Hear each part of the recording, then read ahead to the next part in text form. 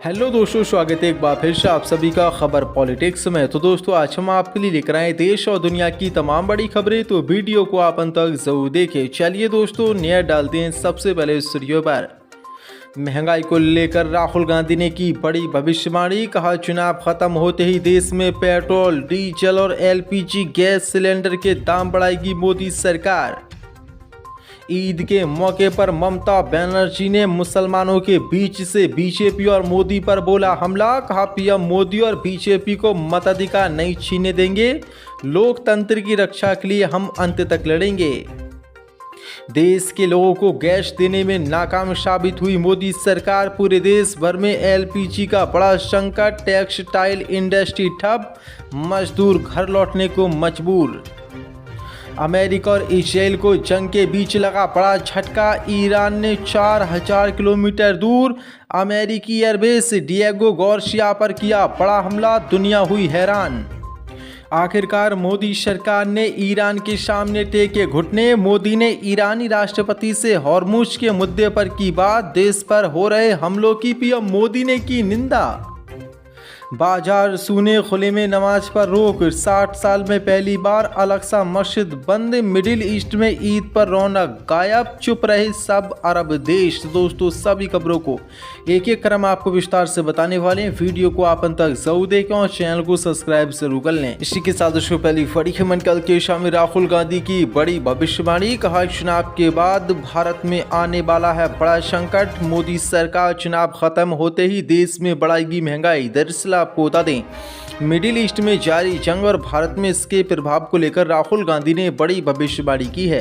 राहुल गांधी ने कहा कि ईरान और अमेरिका इजराइल के बीच चल रहे युद्ध का असर भारत पर दिखने लगा है। राहुल गांधी ने इससे गहराते आर्थिक संकट को लेकर मोदी सरकार पर हमला बोला है। उन्होंने देशवासियों को चेतावनी दी है कि चुनाव खत्म होते ही देश में पेट्रोल, डीजल और एलपीजी गैस सिलेंडर के दाम आसमान छूने लगेंगे। राहुल गांधी ने देश की आर्थिक स्थिति पर गहरी चिंता व्यक्त की। डॉलर के मुकाबले रुपये के गिरते कीमत पर भी हमला बोला। उन्होंने कहा कि रुपये का डॉलर के मुकाबले कमजोर होकर 100 रुपये की तरफ बढ़ना और इंडस्ट्रियल फ्यूल की कीमतों में हो रही तेज बढ़ोतरी ये सिर्फ मामूली आंकड़े नहीं बल्कि ये आने वाली भयंकर महंगाई के साफ संकेत हैं। राहुल गांधी ने आगाह किया कि सरकार भले ही इस स्थिति को सामान्य बताने की कोशिश कर रही हो, लेकिन हकीकत में इसके परिणाम बहुत भयावह होने वाले हैं। राहुल गांधी ने विस्तार से समझाया और आगाह करते हुए कहा कि ईंधन महंगा होने और रुपये के कमजोर होने से देश में उत्पादन और ट्रांसपोर्टेशन का खर्च काफ़ी बढ़ जाएगा, जिसका सीधा असर पूरी सप्लाई चेन पर पड़ेगा। उनका दावा है कि आने वाले समय में सूक्ष्म, लघु और मध्यम उद्यम तबाह होंगे। महंगाई और कच्चे माल की बढ़ती लागत की सबसे ज़्यादा मार देश के एमएसएमई सेक्टर पर पड़ेगी, जो देश में रोजगार का सबसे बड़ा साधन है। राहुल गांधी ने मोदी सरकार की नीतियों पर सवाल उठाते हुए कहा कि सरकार ने सिर्फ चुनाव के कारण ईंधन की कीमतों पर रोक लगा कर रखा है। उन्होंने कहा कि हर परिवार की जेब पर इसका सीधा और गहरा असर पड़ना तय है और ये सिर्फ वक्त की बात है। जैसे ही चुनाव खत्म होंगे, पेट्रोल, डीजल और एलपीजी की कीमतें मोदी सरकार तुरंत बढ़ा देगी। राहुल गांधी ने मोदी सरकार पर तंज कसते हुए कहा कि मोदी सरकार के पास इस संकट से निपटने के लिए ना कोई दिशा है, ना ही कोई ठोस रणनीति है। उनके पास सिर्फ कोरी बयानबाजी है। उन्होंने जनता से मार्मिक अपील करते हुए कहा कि सवाल ये नहीं है कि सरकार क्या कह रही है, बल्कि असली सवाल यह है कि इस बेतहाशा महंगाई के बाद आपकी थाली में क्या बचेगा। इसी के साथ चली बड़ी खबर कल कृष्ण ईद के जश्न में ममता बनर्जी का भाजपा पर हमला, कहा पीएम मोदी और बीजेपी को मताधिकार नहीं छीनने देंगे, लोकतंत्र की रक्षा के लिए हम अंत तक लड़ेंगे। दरअसल आपको बता दें, पश्चिम बंगाल की मुख्यमंत्री ममता बनर्जी ने ईद के मौके पर मोदी सरकार पर गंभीर आरोप लगाया है। उन्होंने कहा कि भारतीय जनता पार्टी नीति मोदी सरकार विधानसभा चुनावों से पहले मतदाता सूची के पुनरीक्षण के जरिए लोगों का मताधिकार छीनने की कोशिश कर रही है। ममता बनर्जी ने कोलकाता में रेड रोड पर ईद की नमाज के बाद हजारों नमाजियों को संबोधित करते हुए आरोप लगाया कि मतदाता सूचियों का विशेष गहन पुनरीक्षण एसआईआर राज्य में चुनावी प्रक्रियाओं को प्रभावित करने की व्यापक कोशिश का हिस्सा है। उन्होंने दावा किया कि SIR के जरिए बड़े पैमाने पर मतदाताओं के नाम हटाए गए हैं। ममता बनर्जी ने कहा कि हम प्रधानमंत्री मोदी और BJP को आपका मताधिकार नहीं छीने देंगे। लोकतंत्र और हर नागरिक के अधिकारों की रक्षा के लिए हम अंत तक लड़ेंगे। ममता बनर्जी ने ये बड़ा बयान वहां पर दिया है। वहीं ममता बनर्जी ने ईद के मौके पर सांप्रदायिक सौंदर्य की पश्चिम बंगाल की पुरानी परंपरा का उल्लेख करते हुए कहा कि समाज का दुर्विकरण करने की कोशिश करने वाली ताकतों को राज्य सफल नहीं होने देगा। उन्होंने कहा कि बंगाल एकता में विश्वास करता है। हिंदू, मुस्लिम, सिख, ईसाई यहाँ सभी साथ रहते हैं। हम किसी को भी इस सामाजिक ताने बाने को नहीं तोड़ने देंगे। इसी के साथ चलिए पढ़िए मन कैलकुलेशन। अमेरिका इजराइल को बड़ा झटका। ईरान ने 4000 किलोमीटर दूर अमेरिकी बेस डिएगो गार्सिया पर दागी मिसाइल। दुनिया हुई हैरान। दरअसल आपको बता दें, इजराइल और अमेरिका के साथ जारी जंग में ईरान के एक मिसाइल हमले ने इस युद्ध में एक नया मोड़ ला दिया है। इस घटना ने अमेरिकी राष्ट्रपति ट्रंप और इजराइल को चिंता में डाल दिया है। दरअसल 3 अमेरिकी वॉरशिप्स और हजारों मरीन सैनिकों के मिडिल ईस्ट में तैनाती की खबरों के बीच ईरान ने हिंद महासागर में स्थित अमेरिकी और यूके के बेस डिएगो गार्सिया के अमेरिकी ब्रिटिश बेस की ओर 2 इंटरमीडिएट रेंज बैलिस्टिक मिसाइल दाग दिए हैं। ये मिसाइल हमले सिर्फ एक सैन्य कार्रवाई नहीं बल्कि दूरी, संकेत और भू राजनीतिक प्रभाव महत्व पर ध्यान केंद्रित करते हैं। और बड़ी अपडेट निकल के सामने रही। अमेरिका के लिए बहुत बड़ा झटका है। दरअसल आपको बता दें, डिएगो गार्सिया हिंद महासागर में स्थित है, जो ईरान से करीब 4000 किलोमीटर दूर है।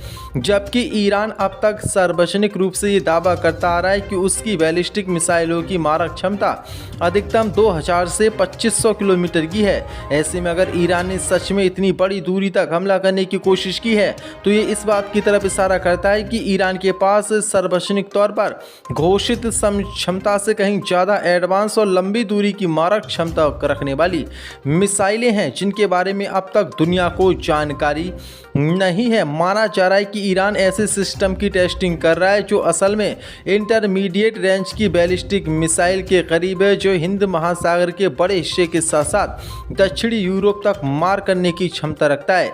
इससे ईरान को रणनीतिक रूप से बढ़त भी मिलती है, क्योंकि इसके विरोधी उसकी असली ताकत का सटीक अनुमान नहीं लगा पा रहे हैं। इसलिए अब बड़ी अपडेट निकल के सामने आ रही है। डिएगो गार्सिया कोई साधारण सैन्य ठिकाना नहीं है, बल्कि अमेरिका के वैश्विक सैन्य शक्ति का एक प्रमुख केंद्र है, जो लॉजिस्टिक और हमले दोनों के लिए बेहद अहम प्लेटफॉर्म की तरह काम करता है। इस सैन्य अड्डे पर अमेरिका के भारी बमवर्षक और निगरानी करने वाले विमान तैनात रहते हैं। लेकिन दुनिया को ईरान ने चौंका दिया है। जो ईरान कहता था कि हमारे पास 2000 से 2500 तक की रेंज की मिसाइल हैं, लेकिन आज उसने 4000 किलोमीटर दूर अमेरिकी और ब्रिटिश एयरबेस डिएगो गार्सिया पर मिसाइल दागकर ऐलान कर दिया है कि हम पूरे यूरोप को भी तबाह कर सकते हैं, जो भी इस जंग में इजराइल और अमेरिका का साथ देगा।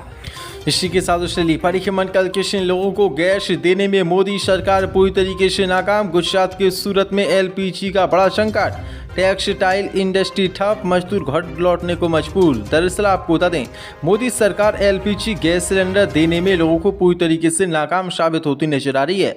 खबर के मुताबिक भारत का बड़ा टेक्सटाइल हब सूरत इस समय कुकिंग गैस की भारी कमी के कारण अफरा तफरी की हालत में है। ईरान में चल रहे युद्ध के कारण गैस सप्लाई में रुकावट ने यहां के इंडस्ट्रियल पहियों को रोक दिया है। अब बड़ी अपडेट निकल के सामने। पिछले कई दिनों से कुकिंग गैस न मिलने के कारण मजदूरों को खाना बनाने में बड़ी मुश्किलों का सामना करना पड़ा है। सूत्रों के मुताबिक कई दिनों तक बिना गैस के रहने के बाद अब बड़ी संख्या में मजदूर अपने अपने घरों को लौट रहे हैं। गैस की इस कमी के कारण यहाँ की टेक्सटाइल इंडस्ट्रीज बंद होने की कगार पर पहुँच गई है। स्थिति की गंभीरता को देखते हुए प्रशासन ने इमरजेंसी उपाय लागू किए हैं। अधिकारी अब इंडस्ट्री के बजाय घरेलू कुकिंग गैस की सप्लाई को प्राथमिकता दे रहे हैं, ताकि आम लोगों को राहत दी जा सके। लेकिन मोदी सरकार लगातार नए नए दावे और नए नए बयान दे रही कि कोई गैस की कमी नहीं है, लेकिन लगातार भारत में अब इसकी कमी होती नजर आ रही है और मोदी सरकार लोगों को गैस देने में पूरी तरीके से नाकाम साबित होती नजर आ रही है। इसी के साथ चलिए बड़ी खबर कल किशन आखिरकार ईरान के सामने मोदी ने टेके घुटने। पीएम मोदी ने ईरानी राष्ट्रपति से की बात, देश पर हो रहे हमलों की निंदा। दरअसल आपको बता दें, आखिरकार मोदी सरकार ने ईरान के सामने 22वें दिन घुटने टेक दिए हैं। ये वही मोदी सरकार है जो इजराइल और अमेरिका के समर्थन में ईरान के खिलाफ और ईरान को लेकर भी कोई बयान ना तो समर्थन में दे रही थी, ना ही विरोध में अमेरिका और इजराइल के साथ खड़ी नजर आ रही थी। खामनेई की जब हत्या की गई थी तब भी मोदी सरकार ने और पीएम मोदी ने कोई निंदा नहीं की थी, लेकिन अब मोदी सरकार अपने ही घुटनों पर टिकती नजर आ रही है। खबर के मुताबिक ईद और नवरोज के मौके पर पीएम मोदी ने ईरानी राष्ट्रपति डॉक्टर मसूद पेजेश्कियान से बातचीत की है। इस दौरान उन्होंने इस क्षेत्र में महत्वपूर्ण बुनियादी ढांचे पर हुए हमलों की निंदा भी की है। इसके साथ ही दोनों देशों के नेताओं के बीच शिपिंग मार्ग को खोलने और जहाजों की सुरक्षा को लेकर भी चर्चा हुई है। पीएम मोदी ने इसकी जानकारी दी। मोदी ने कहा कि राष्ट्रपति डॉक्टर मसूद पेजेश्कियान से बात की और उन्हें ईद और नवरोज की शुभकामनाएं दी। हमने उम्मीद जताई कि यह त्योहारों का मौसम पश्चिम एशिया में शांति, स्थिरता और समृद्धि लेकर आएगा। क्षेत्र में महत्वपूर्ण बुनियादी ढांचों पर हुए हमलों की निंदा की जो क्षेत्रीय स्थिरता के लिए खतरा पैदा करते हैं और वैश्विक आपूर्ति श्रृंखलाओं को बाधित करते हैं। नेविगेशन की स्वतंत्रता की रक्षा करने और इस सुनिश्चित करने के महत्वपूर्ण को दोहराया कि शिपिंग मार्ग खुले और सुरक्षित रहे। ईरान में भारतीय नागरिकों की सुरक्षा और संरक्षा के लिए ईरान के निरंतर समर्थन की सराहना की है। डॉक्टर मसूद पेजेश्कियान ने इस्लामी देशों और पड़ोसी देशों से भाईचारे की अपील की। उन्होंने भी कहा कि इस्लामी राष्ट्र और हमारे प्रिय पड़ोसियों के नाम, आप हमारे भाई और हम आपसे किसी प्रकार का टकराव नहीं चाहते। हमारे आपसी मतभेदों का एकमात्र लाभकारी ज़ियोनिस्ट सत्ता है। इस ईद उल फित्र के अवसर पर हम ईश्वर से प्रार्थना करते हैं कि वह हमें इतनी शक्ति और एकता प्रदान करे कि हम मैसेंजर ऑफ गॉड, ईश्वर के दूत की शिक्षाओं के अनुरूप आचरण कर सकें ताकि हम उसकी प्रसन्नता प्राप्त कर सकें। लेकिन मोदी सरकार अब नतमस्तक ईरान के सामने होती नजर आ रही है।